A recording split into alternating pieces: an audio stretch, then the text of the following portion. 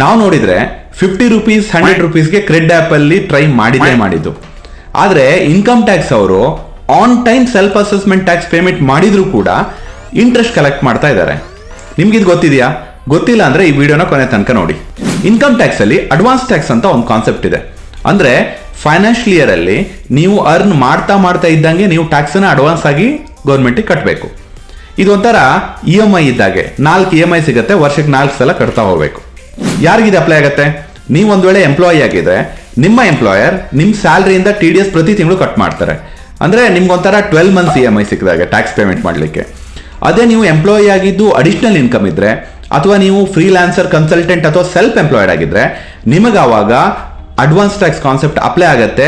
ಒಂದು ವೇಳೆ ನಿಮ್ಮ total tax liability entire financial year ಅಲ್ಲಿ 10,000ಕ್ಕಿಂತ ಜಾಸ್ತಿ ಇದ್ರೆ, 10,000ಕ್ಕಿಂತ ಜಾಸ್ತಿ ಇದ್ದಾಗ. ಕಟ್ಟಿಲ್ಲ ಅಂದ್ರೆ ಏನಾಗುತ್ತೆ? ಏನೂ ಇಲ್ಲ, simple. As per section 234B and C ಪ್ರಕಾರ 1 to 1.5% ಇಂಟ್ರೆಸ್ಟ್, ಅದು ಮಂತ್ಲಿ ಕ್ಯಾಲ್ಕುಲೇಟ್ ಮಾಡಿ ನಿಮ್ಮ ಟ್ಯಾಕ್ಸ್ ಜೊತೆಗೆ ಇಂಟ್ರೆಸ್ಟ್ ಅನ್ನ ಕೂಡ ಕಟ್ಟಬೇಕಾಗತ್ತೆ. ಮರಿಬೇಡಿ, ನಿಮ್ಮ first advance tax instalment June 15ಗೆ ಬರ್ತಾ ಇದೆ.